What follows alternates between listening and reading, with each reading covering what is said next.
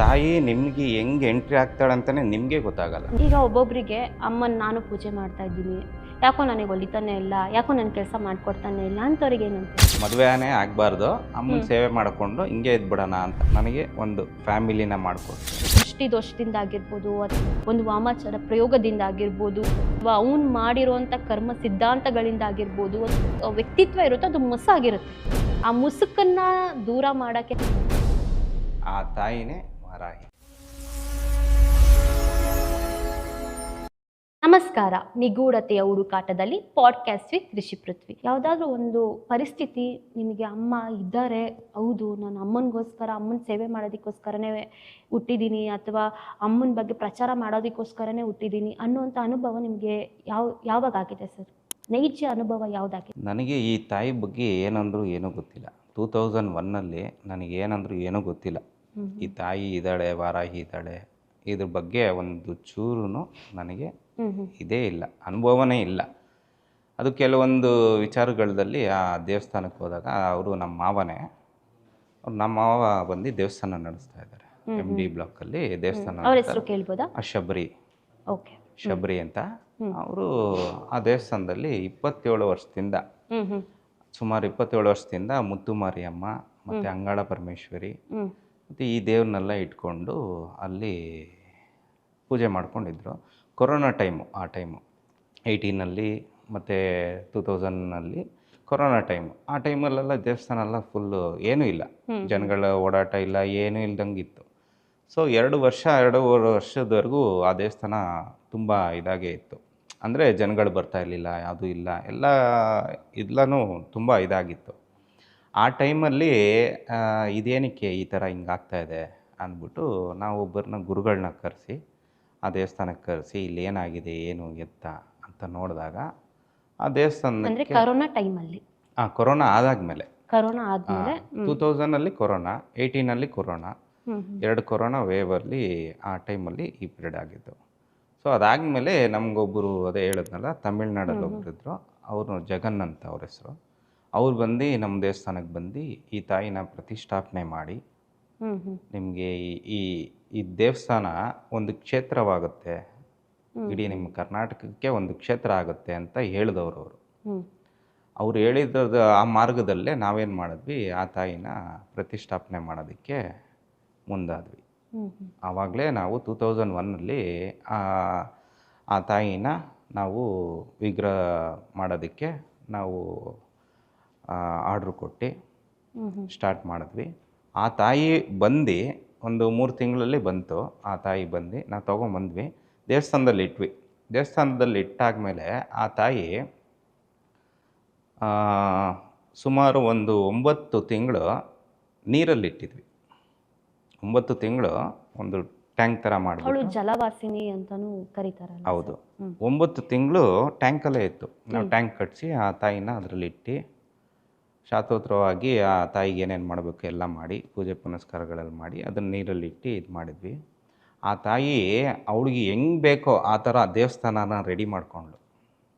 ಪ್ರತಿಯೊಂದೂ ಅದ್ಭುತವಾಗಿ ಎಷ್ಟು ಗ್ರ್ಯಾಂಡಾಗಿ ರೆಡಿ ಮಾಡಿಕೊಂಡ್ಳು ಅಂದರೆ, ಹೊಸ ದೇವಸ್ಥಾನ ಹೆಂಗಿರುತ್ತೋ ನಿಮಗೆ ಆ ಥರ ರೆಡಿ ಮಾಡಿಕೊಂಡ್ಳು. 1 ವರ್ಷದಲ್ಲಿ, ಒಂದು 7-8 ತಿಂಗಳಲ್ಲಿ ತುಂಬ ಇದಾಗಿತ್ತು ಆ ದೇವಸ್ಥಾನ. ಆ ದೇವಸ್ಥಾನ ಕಲೆನ ತುಂಬ ಇಷ್ಟಪಡೋಳು ಅಂತ ಅನ್ಸುತ್ತೆ. ಇಲ್ಲ, ಇವಾಗ ನಾವೇ ಒಂದು ಮನೆಗೆ ಹೋದರೆ ಕಲಾ ವಿನ್ಯಾಸ ಹಂಗಂತಲ್ಲ, ಇವಾಗ ನಾವೇ ಒಂದು ಮನೆಗೆ ಹೋದರೆ ನಾವೇ ಒಂದು ಪೇಂಟಿಂಗು ಆ ಥರದ್ದೆಲ್ಲ ಮಾಡಿಕೊಂಡು ಕಲೆಗೆ ಸಂಕತ್ತಾಗಿರಬೇಕು ನಮ್ಮ ಮನೆ ಅಂತ, ಕಲೆಗೆ ಸಂಬಂಧಪಟ್ಟಿರೋ ಆ ಥರದ್ರಲ್ಲಿ ಈ ಅಮ್ಮ ಬಂದು ಕೂತ್ಕೊಂಡು ನೀರಲ್ಲಿ ಕೂತ್ಕೊಂಡೆ ಎಲ್ಲ ಕೆಲಸಗಳನ್ನು ಮಾಡಿಸ್ಕೊಂಡ್ಳು. ಆ ಕುಂಭಾಭಿಷೇಕ ಅಕ್ಟೋಬರ್ 10ನೇ ತಾರೀಕು 2022 ಆಗುತ್ತೆ. ಫುಲ್ಲು ನೀವು ಹೆಂಗೆ ದೇವಸ್ಥಾನ ಕುಂಭಾಭಿಷೇಕ ಆಗಿದೆ ಅಂದರೆ ಅಷ್ಟು ಗ್ರ್ಯಾಂಡಾಗಿ ಮಾಡಿಕೊಂಡ್ಳು. ಅಷ್ಟು ಗ್ರ್ಯಾಂಡಾಗಿ ಮಾಡಿಕೊಂಡು ಆ ಜಾಗದಲ್ಲಿ ಕೂತ್ಕೊಂಡ್ಳು. 2002 ಅಕ್ಟೋಬರಿಂದ ಜನವರಿ ಫೆಬ್ರವರಿವರೆಗೂ ಯಾರು ಆ ದೇವಸ್ಥಾನಕ್ಕೆ ಯಾರು ಗೊತ್ತೇ ಇಲ್ಲ ಈ ತಾಯಿನ ಪ್ರತಿಷ್ಠಾಪನೆ ಮಾಡಿರೋದು. ಅದಾದಮೇಲೆ ನಾವೇನು ಮಾಡಿದ್ವಿ, ಸೋಷಿಯಲ್ ಮೀಡಿಯಾದಲ್ಲಿ ಇನ್ಸ್ಟಾಗ್ರಾಮ್ ಪೇಜ್ ಓಪನ್ ಮಾಡಿದ್ವಿ, ಫೇಸ್ಬುಕ್ಕು ಪೇಜ್ ಓಪನ್ ಮಾಡಿದ್ವಿ, ಗೂಗಲಲ್ಲಿ ಅಂದ್ರೆ ಅಮ್ಮನೇ ತನ್ನ ಬಗ್ಗೆ ಎಲ್ಲರ ಹತ್ರ ಹೇಳ್ಕೊಂಬರಕ್ ಶುರು ಆದ್ಲು. ಹೌದು, ಅದಾದ್ಮೇಲೆ ಆ ವಿಡಿಯೋ ಮತ್ತು ಫೋಟೋಸು ಅದೆಲ್ಲ ಹಾಕ್ದಾದ್ಮೇಲೆ ಆ ತಾಯಿ ಹೆಂಗೆ ಇದಾದ್ಲು ಅಂತ ಪ್ರಸಿದ್ಧಿ ಆಗ್ಬಿಟ್ಲು ಅವಾಗ. ಆ ಟೈಮಲ್ಲೇ ಈ ಕಾಂತಾರ ಎಲ್ಲ ಫಿಲಮ್ ಬಂದ್ಬಿಡ್ತು. ಹಾ ಹಾ ಆ ಪಂಜುರುಳಿ ದೈವ ಅಂತ ಅಂದ್ಬಿಟ್ಟು ಜನಗಳು ತುಂಬಾ ಜನ, ಲಕ್ಷಾಂತರ ಜನ ಬಂದಿದ್ದಾರೆ. ಹ್ಮ್ ಹ್ಮ್ ಅಷ್ಟು ಜನ ನಾನು ಆ ದೇವಸ್ಥಾನದಲ್ಲಿ ನೋಡೇ ಇರಲಿಲ್ಲ. ಹ್ಮ್ ಹ್ಮ್ ಹ್ಮ್ ನಮ್ಮ ಮಾವರೂ ನೋಡಿರಲಿಲ್ಲ, ಅಷ್ಟು ಜನ ಬಂದಿದ್ದು. ನಿಮ್ಮ ಜೀವನದ ನಿಜ ಘಟನೆ, ಈಗ ಅಮ್ಮಂಗೆ ಏನಾದ್ರು ಒಂದು ಇದೇ ಒಂದು ನಿಜವಾದ ಘಟನೆ. ಇವಾಗ ನನ್ಗೆ ಆ ತಾಯಿ ಬಗ್ಗೆ ಏನೂ ಗೊತ್ತೇ ಇಲ್ಲ. ಆ ತಾಯಿ ಅಲ್ಲಿ ಬಂದು ನೆಲೆಯಾಗಿ ಆ ದೇವಸ್ಥಾನ ಹಂಗಾಗುತ್ತೆ ಅಂತ ನನಗೂ ಗೊತ್ತಿರ್ಲಿಲ್ಲ. ಊಹೆಗೆ ನಾವು ಅನ್ಕೊಂಡೇ ಇರ್ಲಿಲ್ಲ ಈ ತಾಯಿ ಈ ತರ ಹಿಂಗಿರ್ತಾಳ, 4 ಜನಕ್ಕೆ ಒಳ್ಳೇದ್ ಮಾಡ್ತಾಳ ಅಂತ ಅನ್ಕೊಂಡೇ ಇರ್ಲಿಲ್ಲ. ಈಗ ಲಕ್ಷಾಂತರ ಜನ ಅಲ್ಲಿ ಬಂದು ಆ ತಾಯಿ ಆಶೀರ್ವಾದ ಈಗ ಪಡಿತಾರೆ. ಇನ್ನೊಂದೇನು ಅಂತಂದ್ರೆ ಸರ್, ಈಗ ನಾನು ಸಹ ಅನ್ಕೊಂಡಿರ್ಲಿಲ್ಲ ಅಮ್ಮನ ಪರವಾಗಿ ನಾನು ಪಾಡ್ಕಾಸ್ಟ್ ಮಾಡ್ತೀನಿ ಅಂತ. ಅಂದ್ರೆ ಎದುರಿಗಿಂತ ನೈಜವಾಗಿ ಇನ್ನೇನು ಬೇಡ ಅಲ್ವಾ? ನೈಜತೆ ಎಲ್ಲಿ ಇದ್ರೆ ನನ್ನ ಮುಖಾಂತರ ನಿಮ್ಮ ಮುಖಾಂತರ ಅಮ್ಮ ಮುಂದೆನೆ ಕಾಣಿಸ್ತಾ ಇದ್ದಾಳೆ. ಅಂದ್ರೆ ನನ್ನ ಪ್ರಕಾರ ನನ್ನ ಫಸ್ಟ್ ಪಾಡ್ಕಾಸ್ಟ್ ಅಮ್ಮಂದೇ ಆಗಿರ್ಬೇಕು ಅಂತ ಅಮ್ಮನ ಹತ್ರ ಹೋಗಿ ಹೇಳ್ಕೊಂಡಿದ್ದಷ್ಟೇ. ನೀನ್ ನನ್ಗೇನ್ ಮಾಡ್ತೀಯೋ ಬಿಡ್ತೀಯೋ ಗೊತ್ತಿಲ್ಲಮ್ಮ, ನಿಂದೇ ಆಗ್ಬೇಕು ಪಾಡ್ಕಾಸ್ಟ್ ನನಗೆ ಅಂತ. ಹೇಗೆ ನಿಮ್ಮ ನಂಬರ್ ಸಿಕ್ತು ಅಂತಾನೂ ಗೊತ್ತಿಲ್ಲ, ಹೇಗೆ ಅಮ್ಮ ದಾರಿ ಮಾಡಿಕೊಟ್ರು ಅಂತಾನೂ ಗೊತ್ತಿಲ್ಲ.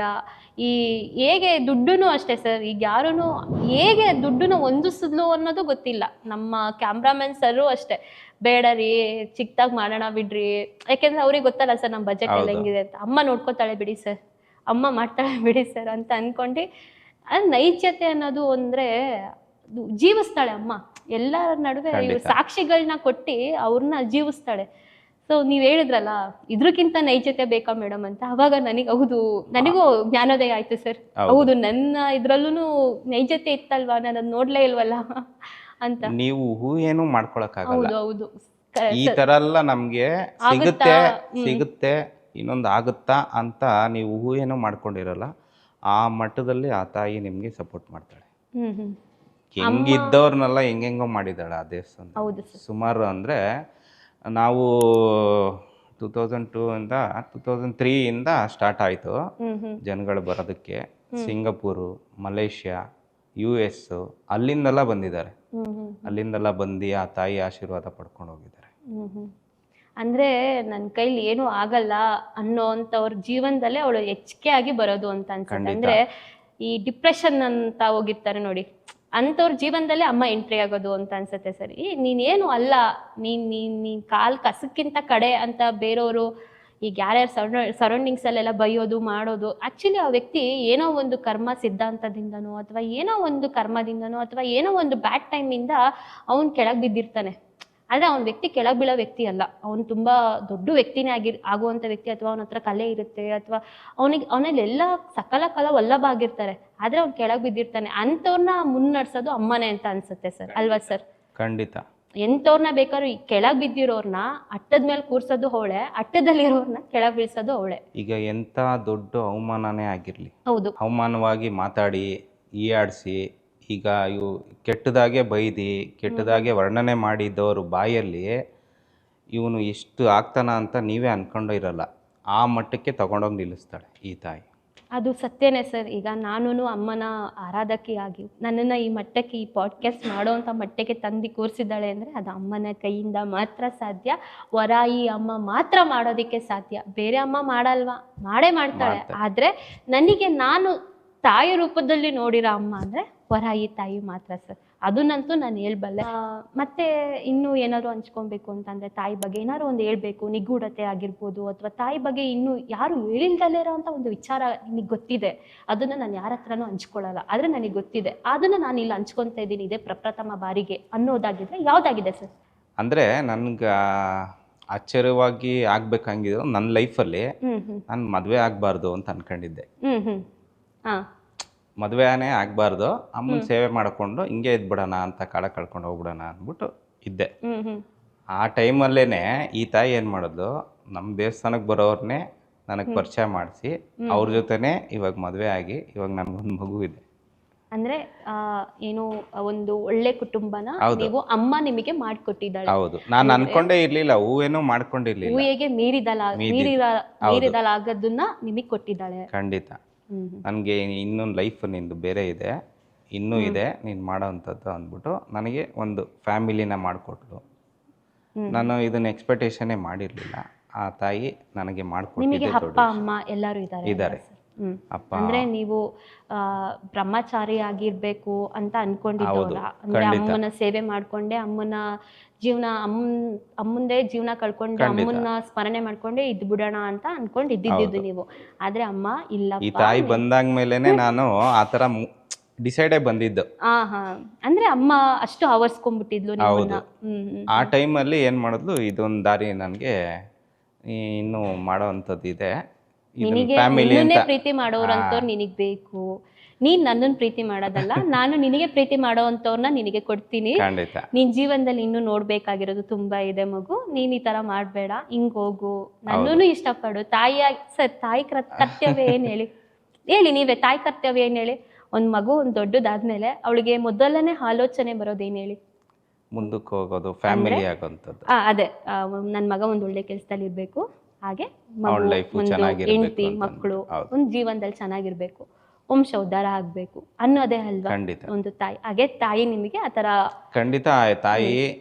ಆ ತಾಯಿ ಮುಂದೆನೆ ನನಗೆ ದಾರ ಆಗಿದ್ದು, ಆ ದೇವಸ್ಥಾನದಲ್ಲೇ ನನಗೆ ಮದುವೆ ನನಗೆ ಆಗಿದ್ದು. ಅನ್ಸ್ತಾ ಇದೆ ಸರ್, ನೀವ್ ಎಷ್ಟು ಲಕ್ಕಿ ಅದೃಷ್ಟವಂತರಾಗಿರ್ಬೋದು. ಆ ತಾಯಿ ಎದುರುಗಡೆನೆ ಎಲ್ಲ ಇದಾಗಿದೆ ಅಂದ್ರೆ ಅದನ್ನ ಆ ತಾಯಿ ಮುಂದೆನೆ ಅನುಭವಿಸ್ದವ್ರಿಗೆ- ಮಾಡ್ಬೇಕು ಅಂದ್ಬಿಟ್ಟೆ ನಾನು ಅಲ್ಲೇ ಮಾಡ್ಕೊಂಡಿದ್ದು. ನನ್ಗೆ ಅನ್ಬಿಸ್ತು, ಈ ತಾಯಿನೇ ಕೊಟ್ಟಿರೋದು, ಅವಳ ಮುಂದೆನೆ ಇದೆಲ್ಲ ನಡಿಬೇಕು ಅಂದ್ಬಿಟ್ಟು ಆ ದೇವಸ್ಥಾನದಲ್ಲೇ ನನ್ನ ಮದುವೆನೂ ಆಗಿದ್ದಲ್ಲೇ. ಅಂದ್ರೆ ಅದನ್ನ ಅನುಭವಿಸಿದವರಿಗೆ ಗೊತ್ತು ಸರ್, ಅಂದ್ರೆ ಅಮ್ಮನ್ನ ಅರ್ಥ ಮಾಡ್ಕೊಂಡಿರೋರಿಗೆ ಗೊತ್ತು. ಸೊ ನಾನ್ ಏನ್ ಹೇಳ್ತೀನಿ ಅಂತಂದ್ರೆ, ತಾಯಿನ ನಂಬಿ.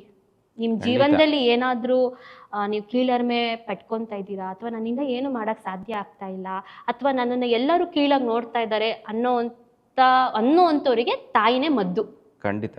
ಒಂದು ರೋಗಿಗೆ ಹೇಗೆ ಹಾಲು ಅನ್ನೋ ಮದ್ದು, ಹಂಗೆ ಒಬ್ಬ ಡಿಪ್ರೆಷನ್ಗೆ ಯಾವ ವ್ಯಕ್ತಿ ಹೋಗಿರ್ತಾನೋ, ಅಥವಾ ಅವನಿಗೆಲ್ಲ ಇರುತ್ತೆ ಸರ್ ಜೀವನದಲ್ಲಿ, ಟ್ಯಾಲೆಂಟ್ ಅನ್ನೋದಿರುತ್ತೆ, ಎಲ್ಲ ಇರುತ್ತೆ, ಎಲ್ಲದಕ್ಕೂ ಈಗ ವಜ್ರಕ್ಕೆ ಹೆಂಗ್ ಮಸಿ ಬಳ್ಕೊಂಡ್ರೆ ಅದ್ರ ಒಳಪು ಹೆಂಗೆ ಕಂದಾಗುತ್ತೋ ಹಂಗೆ ಒಬ್ಬ ವ್ಯಕ್ತಿಗೂ ಹಂಗೆ ಅಲ್ವಾ. ಕಂದು ಅನ್ನೋದು ಒಂದು ದೃಷ್ಟಿ ದೋಷದಿಂದ ಆಗಿರ್ಬೋದು, ಅಥವಾ ಒಂದು ವಾಮಾಚಾರ ಪ್ರಯೋಗದಿಂದ ಆಗಿರ್ಬೋದು, ಅಥವಾ ಅವನು ಮಾಡಿರುವಂತ ಕರ್ಮ ಸಿದ್ಧಾಂತಗಳಿಂದ ಆಗಿರ್ಬೋದು, ಅಥವಾ ಎಲ್ಲ ರೀತಿಯಿಂದನೂ ಅವನು ತನ್ನ ಏನು ವ್ಯಕ್ತಿತ್ವ ಇರುತ್ತೋ ಅದು ಮುಸ್ಕಾಗಿರುತ್ತೆ. ಆ ಮುಸುಕನ್ನ ದೂರ ಮಾಡಕ್ಕೆ ಬರೋಳು ಅಂತೋಳೆ. ಹಾಗೆ ಇನ್ನು ತುಂಬಾ ವಜ್ರದಂತ ಬೆಳಕನ್ನ ಈಗ ಹೆಂಗೆ ಶಾರ್ಪ್ ಮಾಡ್ತಾರಲ್ಲ, ಈಗ ವಜ್ರ ಬೆಳಕು ಬರ್ಬೇಕು ಅಂತಂದ್ರೆ ಹಂಗೆ ಅಮ್ಮ ಮಾಡ್ಕೊಡ್ತಾಳೆ. ಖಂಡಿತ. ನೀವು ತುಂಬಾ ನನ್ನ ಕೈಯಲ್ಲಿ ಆಗದೇ ಇಲ್ಲ, ಇನ್ನೇನು ಸಾಯ್ತೀನಿ ಅಂತ ಇರೋ ಪರಿಸ್ಥಿತಿಲಿ ಆ ಟೈಮಲ್ಲಿ ಈ ತಾಯಿನ ಹಿಡೀರಿ, ಖಂಡಿತ ಮೇಲೆತ್ತಾಳೆ, ನಿಮ್ಮನ್ನ ಒಳ್ಳೆ ಉನ್ನತ ಮಟ್ಟಕ್ಕೆ ಅವಳು ತಗೊಂಡೋಗಿ ನಿಲ್ಲಿಸ್ತಾಳೆ. ಆ ತಾಯಿನೇ ವರಾಹಿ ಅಮ್ಮ. ಈಗ ನಮ್ಮ ಸಬ್ಸ್ಕ್ರೈಬರ್ಸ್ಗೆ ಏನಾದ್ರು ಹೇಳುವಂಥದ್ದಿದ್ರೆ ಏನ್ ಹೇಳ್ತೀರಾ ಅಂದ್ರೆ? ಅದೇ ಈಗ ಬಂದು ಗುಪ್ತ ನವರಾತ್ರಿ ಅಂತ ನಡೀತದೆ. ಇದನ್ನ 9 ದಿವಸ ನೀವು ಆ ತಾಯಿನ ಆರಾಧನೆ ಮಾಡಿ, ಒಂದೊಂದು ದಿವಸಕ್ಕೆ ಒಂದೊಂದು ನಿಮ್ಮ ಕೈಯಲ್ಲಿ ಆಗೋಷ್ಟು ಗೆಣಸು, ಕಡಲೆಕಾಯಿ. ಯಾವಾಗ್ಲಿಂದ ಸ್ಟಾರ್ಟ್ ಆಗುತ್ತೆ ಸರ್ ಅದು? ಈಗ ಅಮಾವಾಸ್ಯೆ 14ನೇ ತಾರೀಕಿದೆ. 14ನೇ ತಾರೀಕಿಂದಾನೇ ಅವ್ರು ಮಾಡ್ಬೇಕು. ಹೌದು. 15ನೇ ತಾರೀಕಿಂದ ಸ್ಟಾರ್ಟ್ ಆಗುತ್ತೆ. 15ನೇ ತಾರೀಕಿಂದ ನಾವು ಮಾಡ್ಬೇಕು. ಹೌದು. 15ನೇ ತಾರೀಕಿಂದ ಸ್ಟಾರ್ಟ್ ಮಾಡಿ 9 ದಿವಸ, 23ನೇ ತಾರೀಕಿಗೆ ಮುಗಿತು. ಈಗ ಹೆಣ್ಮಕ್ಳು ಆ ಟೈಮಲ್ಲಿ ಮಾಡಕ್ಕಾಗಲ್ಲ, ಈಗ ಒಂದು ಪರ್ಸನಲ್ ಇಶ್ಯೂಸ್ ಇರುತ್ತೆ, ಅವಾಗ ಮಾಡಕ್ಕಾಗಲ್ಲ ಅನ್ನೋರು ಏನ್ ಮಾಡ್ಬೇಕು? ಅದಕ್ಕೆ ಮುಂಚೆನೆ ನೋಡ್ಕೊಂಡು ಮಾಡಬೇಕು. 9 ದಿವಸಕ್ಕೆ ಈಗ ಅವತ್ತು ಮಾಡಕ್ಕಾಗಲ್ಲ ಅಂದ್ರೆ 9 ದಿವಸ 9 ದಿವಸನೇ ಈ ಬರೋದು, ಇದು 9 ದಿವಸ ಮಾತ್ರನೇ. ಈ ಟೈಮಲ್ಲಿ ನೀವು ಮಾಡಿದ್ರೆ ನಿಮ್ಗೆ ಏನು ಕಷ್ಟದಲ್ಲಿರ್ತೀರೋ ಆ ಕಷ್ಟ 9 ದಿವಸದಲ್ಲಿ ನೀವು ಮಾಡೋ ಪೂಜೆ ಅದರಲ್ಲಿ ನಿಮಗೆ. ಈಗ ನಮ್ಮ ಪಾಡ್ಕಾಸ್ಟ್ನ ಅದನ್ನೆಲ್ಲ ಆದ್ಮೇಲೆ ಅಂದ್ರೆ ಈ ನವರಾತ್ರಿ ಎಲ್ಲ ಆದ್ಮೇಲೆ ನೋಡೋ ಅಂಥವ್ರಿಗೆ ಮಾಡಬೇಕು, ಅವ್ರು ಏನು ಮಾಡಬೇಕು? ಇಲ್ಲ, ಅದು ಈ 9 ದಿವಸ ಮಾತ್ರನೇ ಮಾಡೋಕ್ಕಾಗೋದು ಈ ಗುಪ್ತ ನವರಾತ್ರಿ ಅನ್ನೋದು. ಬೇರೆ ದಿವಸದಲ್ಲಿ ನೀವು ಮಾಡಬೇಕು ಅಂದ್ರೆ ಬರೀ ಪಂಚಮಿ ಟೈಮಲ್ಲಿ ಮಾಡಬೇಕು. ಪಂಚಮಿ ಟೈಮು ಅದೇ ಹೇಳದ್ನಲ್ಲ, ಅಮಾವಾಸ್ಯೆ ಕಳೆದಿ 5ನೇ ದಿವಸಕ್ಕೆ ಪಂಚಮಿ ಬರುತ್ತೆ. ಪೌರ್ಣಮಿ 2 ಸಲ ಬರುತ್ತೆ, ತಿಂಗಳಿಗೆ 2 ಸಲ ಬರುತ್ತೆ. ತಿಂಗಳಿಗೆ 2 ಸಲ ಬರುತ್ತೆ. ಅಮಾವಾಸ್ಯೆ ಆಗಿ 5ನೇ ದಿವಸಕ್ಕೆ ಮತ್ತೆ ಪೌರ್ಣಮಿ ಆಗಿ 5ನೇ ದಿವಸಕ್ಕೆ ಬರುತ್ತೆ ಪಂಚಮಿ. ಆ ದಿವಸದಲ್ಲಿ ಮಾತ್ರ ಆ ಅಮ್ಮನ ಪೂಜೆ ಮಾಡಬೇಕು. ಆ ಟೈಮಲ್ಲಿ 15 ದಿವಸಕ್ಕೆ ಒಂದ್ಸಲ ಬರುತ್ತೆ. 15 ದಿವಸಕ್ಕೆ ಒಂದ್ಸಲ ಅಮಾವಾಸ್ಯೆ ಬರುತ್ತೆ, 15 ದಿವಸಕ್ಕೆ ಒಂದ್ಸಲ ಪೌರ್ಣಮಿ ಬರುತ್ತೆ. ಆ ಟೈಮಲ್ಲಿ ನಿಮಗೆ 5ನೇ ದಿವಸಕ್ಕೆ ಪಂಚಮಿ ಬರುತ್ತೆ. ಆ ಟೈಮಲ್ಲಿ ಆ ತಾಯಿನ ನೀವು ಆರಾಧನೆ ಮಾಡಿದ್ರೆ ಸಾಕು. ಆ ಟೈಮಲ್ಲಿ ಪಾನಕ, ದಾಳಂಬ್ರಿ, ಇಷ್ಟವಾದದ್ದು ಇದು ಕೆಲವೊಂದು ಪದಾರ್ಥಗಳಿದೆ ಆ ತಾಯಿಗೆ. ಕಬ್ಬು, ಅದಾದಮೇಲೆ ದಾಳಂಬ್ರಿ, ಅದಾದಮೇಲೆ ಗೆಣಸು, ಮರಗೆಣಸು, ಆಮೇಲೆ ಶುಂಠಿನೂ ಇಡ್ಬೋದು. ಅದಕ್ಕೆ ಕಡಲೆಕಾಯಿ, ಇದನ್ನೆಲ್ಲ ಒಂದೊಂದು ದಿವಸಕ್ಕೆ ಒಂದೊಂದು ನೈವೇದ್ಯ ಇಟ್ಟು ನೀವು ಪೂಜೆ ಮಾಡಿದ್ರೆ ನಿಮ್ಗೆ ಖಂಡಿತ ಫಲ ಸಿಗುತ್ತೆ. ಈಗ ಒಬ್ಬೊಬ್ಬರಿಗೆ ಅಮ್ಮನ ನಾನು ಪೂಜೆ ಮಾಡ್ತಾ ಇದ್ದೀನಿ, ಯಾಕೋ ನನಗೆ ಹೊಲಿತಾನೆ ಇಲ್ಲ, ಯಾಕೋ ನನ್ನ ಕೆಲಸ ಮಾಡಿಕೊಡ್ತಾನೆ ಇಲ್ಲ ಅಂತವ್ರಿಗೆ ಏನಂತೀರ? ಈಗ ಖಂಡಿತ ಹೊಳಿತಾಳೆ. ಈಗ ಏನಕ್ಕೆ ಅಂದರೆ ಒಂದು ನಿಮಗೆ ಕೇಳಿದ್ದೀನಿ ಸ್ಟಾರ್ಟಿಂಗ್ ನಿಮಗೆ ಕಷ್ಟ ಕೊಡುತ್ತೆ, ನಿಮ್ಗೆ ಗೊತ್ತಾಗುತ್ತೆ ನಿಮ್ಗೆ ಕಷ್ಟ ಐತೆ ಏನು ಅಂತ. ಅದು ಆ ತಾಯಿನ ಸ್ಟಾರ್ಟ್ ಮಾಡಿದಾಗಲ ನಿಮಗೆ ಕಷ್ಟ ಅಂತ ಅನಿಸುತ್ತೆ. ಆದರೂ ನೀವು ಆ ತಾಯಿಗೆ ನಾರ್ಮಲಾಗಿ ನೀವು ಪೂಜೆ ಮಾಡ್ಕೊಂಡು ಹೋದ್ರೇ ಸಾಕು, ನಿಮಗೆ ಒಂದೊಂದಾಗ ಆ ಕಷ್ಟದಿಂದ ಪರಿಹಾರ ಮಾಡ್ಕೊಡ್ತಾಳೆ ಅಂತಂದ್ರೆ ಈ ಮಾತು ಹೇಳೋದ್ಕಿಂತ ಹಿಂದೆ ಅಮ್ಮ ನಮ್ಮ ಜೀವನದಲ್ಲಿ ಒಂದೇನೇನು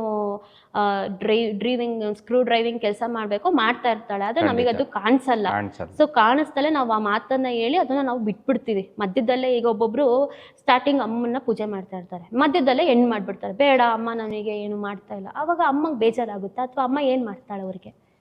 ಅದೇನಾಗುತ್ತೆ ಮಧ್ಯದಲ್ಲೇ ಬಿಡುವಂಥವ್ರಿಗೆ ತಿರ್ಗಾ ನೀವು ಆ ಅಮ್ಮನೇ ಹಿಡಿತೀರ ಅಮ್ಮ. ಆದ್ರೆ ಅಮ್ಮಂಗೆ ಬೇಜಾರಾಗಲ್ವಾ? ಮತ್ತೆ ನನ್ನನ್ನು ಬಿಟ್ಟು ನೀನು ಹೋದೆ. ಈಗ ತಾಯಿ ಆದವಳು ನೀವು ಏನೇ ಬಿಟ್ಟು ಹೋದ್ರು ಏನೇ ಬಂದು ಹೋದ್ರು ಹೌದು ತಾಯಿ ಆದವಳು ಯಾವುದೇ ಕಾರಣಕ್ಕೂ ನಿಮ್ಗೆ ಬಿಟ್ಕೊಡಲ್ಲ.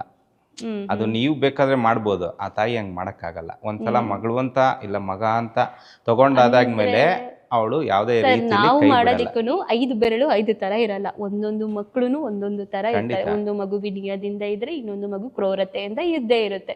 ಸೊ ಆ ಜಾಗದಲ್ಲಿ ಅಮ್ಮ ಯಾರ್ಯಾರನ್ನ ಎಲ್ಲೆಲ್ಲಿ ಯಾವ್ಯಾವ ಕೊಡ್ಬೇಕು, ಏನೇನು ವರ ಕೊಡ್ಬೇಕು ಅಂಥವ್ರಿಗೆ ಕೊಟ್ಟಿರ್ತಾಳೆ ಅಲ್ವಾ? ಈಗ ನಿಮಗೆ ಕೊಟ್ಟಿದ್ದು ನನಗೆ ಕೊಟ್ಟಿಲ್ಲ, ನನಗೆ ಕೊಟ್ಟಿದ್ದು ನಿಮಗೆ ಕೊಟ್ಟಿಲ್ಲ ಅನ್ನೋದು ಒಂದು ಏನು ತಪ್ಪು ಕಲ್ಪನೆ. ಅಮ್ಮ ಗೊತ್ತಿರುತ್ತೆ ತಾಯಿಗೆ ಯಾರಿಗೆ ಏನು ಕೊಡ್ಬೇಕು, ಖಂಡಿತ ಅಲ್ವಾ? ಹೌದು. ಸೊ ಅದಕ್ಕೆ ನಾನು ನಮ್ಮ ವೀಕ್ಷಕರಿಗೆ ಹೇಳ್ತಾ ಇದ್ದೀನಿ, ನಿಮಗೇನಾದರೂ ಅಮ್ಮ ಒಲ್ದಿಲ್ಲ ಅದು ಇದು ಅಂತಂದರೆ ಅವ್ರಿಗೆ ಕೊಟ್ಟಿರೋದು, ಈಗ ಅವರಿಗೆ ಅಷ್ಟೊಂದು ದೊಡ್ಡ ಮನೆ ಕೊಟ್ಟೆ, ನನಗೆ ಯಾಕೆ ಕೊಟ್ಟಿಲ್ಲ?